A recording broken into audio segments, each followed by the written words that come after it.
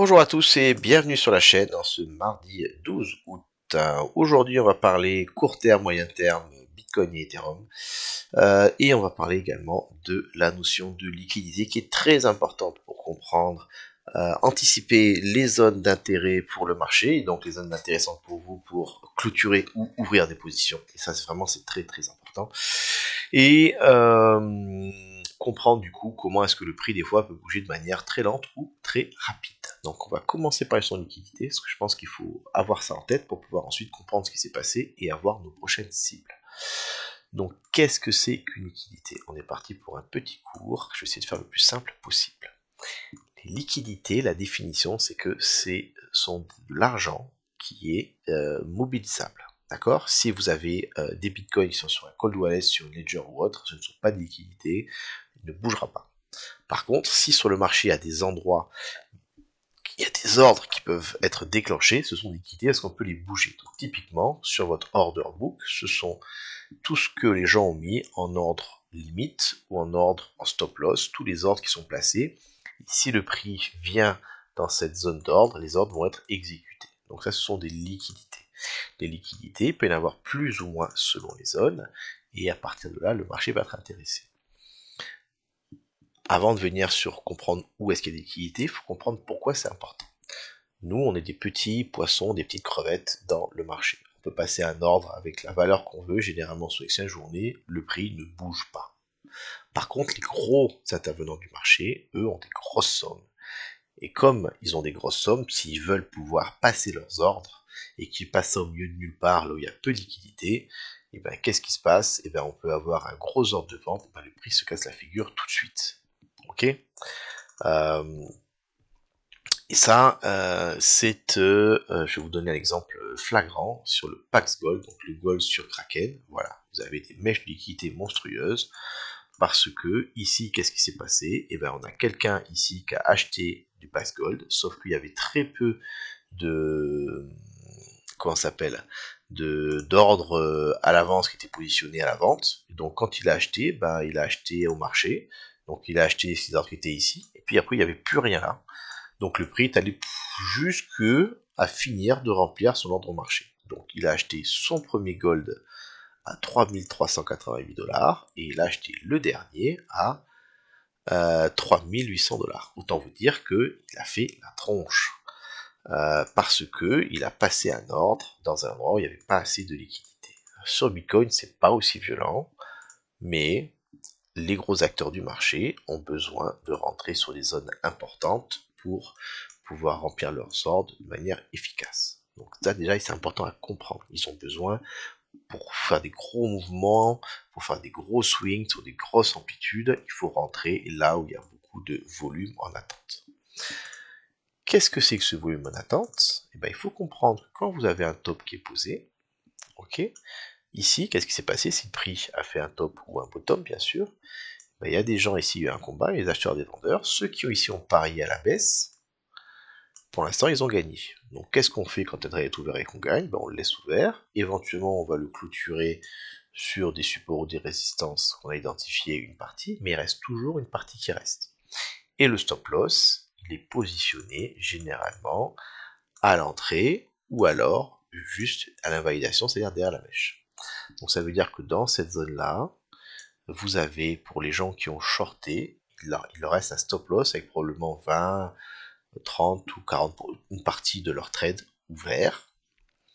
Si on revient, le prix revient dans cette zone, qu'est-ce qui va se passer? Le stop loss va percuter, et comme ils ont parié à la baisse, à ce moment-là, ce sera un ordre d'achat au marché. Et un ordre d'achat au marché fait monter le marché. En tout cas, c'est un ordre d'achat. Donc il y a des gens, entre guillemets, qui sont prêts à acheter ici du Bitcoin à 123 000 $ de manière automatique si on vient ici. C'est ça qu'il faut comprendre. Ça paraît débile. J'ai pas envie d'acheter du Bitcoin à 123 000, sauf que mon stop loss, qu'est-ce que c'est? Ben, je vais racheter ma position. Et donc, les liquidités peuvent s'accumuler au fur et à mesure que le temps passe. C'est ici, liquidité. Vous voyez que ici, ce top est intact, donc les liquidités, les ordres qui sont encore ouverts sont toujours là. Ici, on a eu des liquidités qui n'ont pas été reprises. On en a eu là, elles ont été reprises, là elles ont été reprises, donc elles ont disparu. les stop loss ont été percutés. Par contre ici, à nouveau, on a des liquidités qui existent, et vous voyez que là, qu'on a une structure comme ça en type canal descendant, on a une accumulation de liquidités qui se fait, et là on a une très belle accumulation sur cette zone, puisqu'on était sur un canal descendant, et donc dans un canal descendant, et ben les tops sont descendants, donc les liquidités s'accumulent.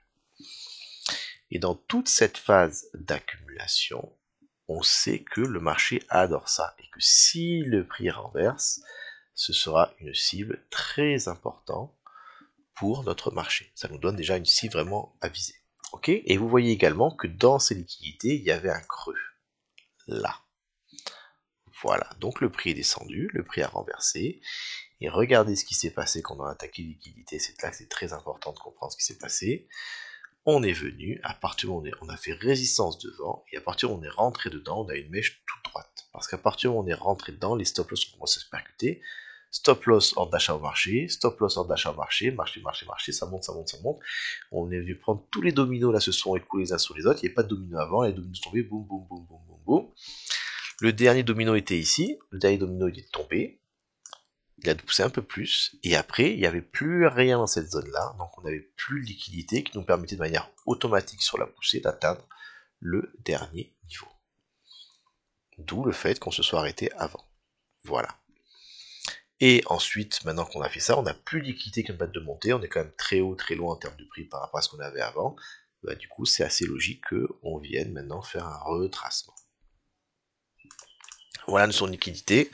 Ça fait du coup un petit 6 minutes, 7 minutes de vidéo, je pense que c'est important à comprendre, et ce genre de choses fonctionne sur énormément de marchés et partout. Alors là, c'était une construction vraiment énorme, ok, mais vous pouvez avoir des fois sur du plus court terme, des liquidités qui vont s'accumuler, et qui vont être reprises après plus tard. Là j'avais un bottom, toc, vous voyez, hop, on est dû prendre, et quand je viens prendre, si je repasse au-dessus, ben je renverse, boum, bande opposée.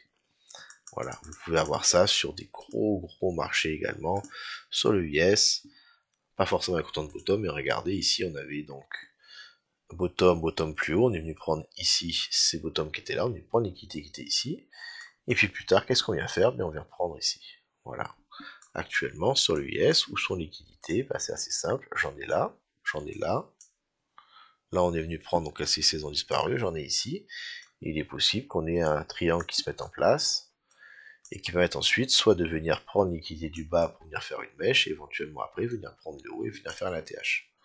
Voilà, mais vraiment le marché va bouger souvent par rapport à ça, et à nous de le comprendre à l'avance et de pouvoir trader dessus. Ok, bon, ça suffit. Maintenant, Bitcoin, où est-ce qu'on est, où est-ce qu'on va? Donc, il faut comprendre que là où nous sommes actuellement, nous avons touché un support. Comment est-ce qu'on voit qu'on est sur un support? Ben, juste comme ça, on le voit pas. Là, on voit déjà qu'on a le retour sur le haut du canal. Ok, en soi, ça peut être un support. On a un Fibo pris du bottom jusqu'au top, nous sommes à 382. Oh, ça, c'est un nouveau signe également de support. On a également ici un canal ascendant qui était bien respecté, sur lequel on est venu faire une touchette également. Donc, à nouveau, un support. Et on a un dernier facteur que j'aime beaucoup, je vous rappelle, c'est mon volume profile. Je prends le volume exécuté sur le range, et où est-ce qu'on est venu toucher? Pile poil sur le point of control. Donc là, on a clairement un support qui existait et qui a fonctionné.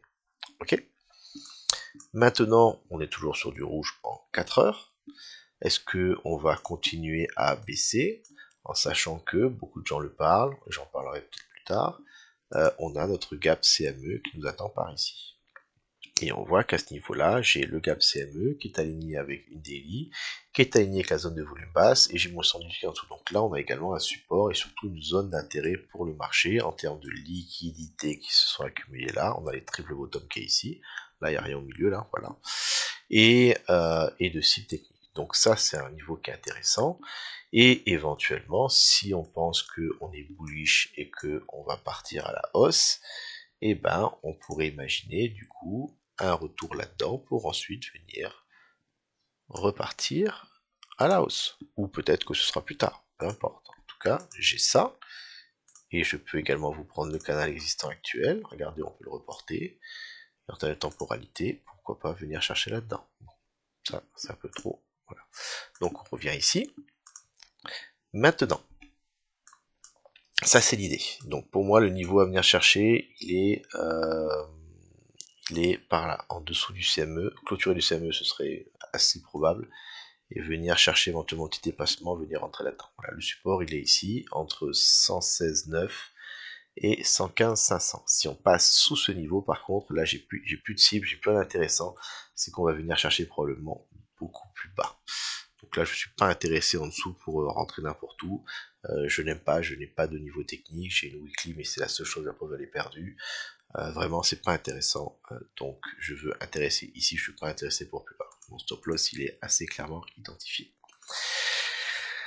Sur du plus court terme, parce que je veux pas juste vendre ici. Je viens vous dire qu'on est sur un support qui actuellement fonctionne. Ok. Pourquoi est-ce que je pense que je suis sur un support? J'espère que vous n'avez pas encore décroché. On continue. Je vais revenir sur mon Session Volume Profile. Donc mon volume pour chaque journée. Journée, journée, journée. Et actuellement, on va avoir une ouverture de session en dehors de la zone de volume de la journée précédente. Je prends l'exemple sur la journée qu'on a vu ici. On a vu le volume qui était là. On a vu une ouverture en dehors. Et quand ça se passe, il peut se passer deux choses. Soit on vient retester cette zone en support, et généralement c'est un breakout, c'est une continuation. Soit on réintègre la zone, et à ce moment-là, on vient viser la borne opposée. Ce sera plus propre si je vous le mets comme ça. Ancienne zone de volume. Vous voyez qu'on est venu retester en support et on est parti. On aurait pu réintégrer. Donc ici, ayant touché un support, il est probable qu'on ait un rebond au moins partiel. Et pour moi, ça ferait du sens de regarder la réaction sur ce niveau, de pouvoir avoir du coup un rebond ici, une réjection sur cette zone-là, qui déboucherait ensuite sur ma target. L'avantage d'attendre, d'être patient ici, c'est que mon stop loss il est assez facile d'identifier, la réintégration, et mon point d'entrée sera probablement près de mon stop loss. Donc le risque va être faible. Si je parie ici à la baisse en visant ici et que mon stop loss est là, et ben là je vais avoir du mal, je vais souffrir, je vais être dans le rouge. Et si en plus par malheur on réintègre pour repartir à la hausse, je vais être carrément dans un rouge très désagréable. Alors que si je suis patient, si je viens attendre le retest de ce niveau, s'il n'a pas lieu, bah tant pis, je ne trade pas mais je perds pas, je gagne rien. Si on vient ici, du coup, je vais pouvoir prendre ma décision soit de ça, soit de la réintégration. Si on réintègre, tant pis si je me suis fait avoir là, je clôture et maintenant je peux viser ma borne opposée qui est ici et j'ai un beau trade devant moi qui m'attend avec un stop loss. Pareil, intéressant. Donc là où je suis, je veux être patient pour attendre une configuration qui me donnera un bon rapport risque-reward. Si jamais par contre on vient du coup réintégrer le canal, éventuellement je peux rentrer plus tard sur ce genre de choses avec du coup un stop loss qui sera préserré ici. Voilà. Mais ça j'aime pas trop parce que je suis au milieu de nulle part et ouvrir un trade au milieu de nulle part c'est ouvrir la porte au rebond qui fait mal et qui nous prend au dépourvu. Donc voilà pour Bitcoin. Pour faire très simple, actuellement, je pense qu'on risque d'avoir un rebond court terme qui devrait probablement déboucher sur une réjection aux alentours des 119 800, 120 000 psychologiques pour aller probablement chercher la clôture du CME et voir légèrement en dessous jusqu'à 115, 115,5. Voilà pour Bitcoin. Sur Ethereum. Ethereum actuellement, donc très intéressant. On est venu poser une poussée forte qui était comprise dans un beau canal. Voilà. Très construit, donc très fort. Boum, boum, boum, boum. On a commencé à sortir du canal, donc on a commencé à accélérer, mais souvent c'est un signe d'accélération avant l'affaiblissement. On a fini par sortir du canal, donc là c'est un signe maintenant de ralentissement fort. Et actuellement, on est en range. Dans ce range, les traders adorent les ranges. On est sur quelque chose qui est très intéressant, puisque qu'est-ce qu'on veut faire dans un range? On veut vendre le haut et on veut acheter le bas. Ici, on est venu faire un sommet juste au-dessus qui tient pas. Ça, c'est de la signe de n'arrive plus à pousser. Donc, intéressant pour shorter. Et on vient clôturer au bas. À nouveau ici, regardez, on est venu prendre le top d'un tout petit poil de... Voilà. Et actuellement, on est en train de renverser, probablement, pour venir prendre le bas. En sachant que pour y en parler des liquidités, actuellement, on a une accumulation de liquidités qui est en train de se faire de manière très jolie. Puisque si vous regardez bien, ce bottom là n'a pas été repris, ce bottom là n'a pas été repris, ce bottom là n'a pas été repris, ce bottom juste au-dessus ici également raté, n'a pas été repris. Et voilà, et là vous avez une grosse accumulation actuellement de liquidités qui fait que on a une cible pour moi très forte pour le marché et qui devrait déboucher jusqu'à probablement au moins la prise de ce niveau des 4140. Ok. Est-ce que avant de faire ça, on pourrait revenir prendre ce top une dernière fois? J'y crois pas trop parce que Bitcoin analyse pour l'instant est relativement baissier. Donc je pense que maintenant on a fini de faire des points plus hauts. Là il y avait une très belle entrée, hein. C'était très belle cette entrée. Et maintenant je pense qu'on va venir faire un point haut plus bas. Peut-être là ou je ne sais pas trop. Et venir chercher ces liquidités qui nous attendent. Voilà. Avec au final sur Ethereum, probablement un ralentissement qui pourrait prendre du temps. Voyons voir, est-ce qu'on a déjà eu ça par le passé? Oui, oui, oui. On va venir prendre ici.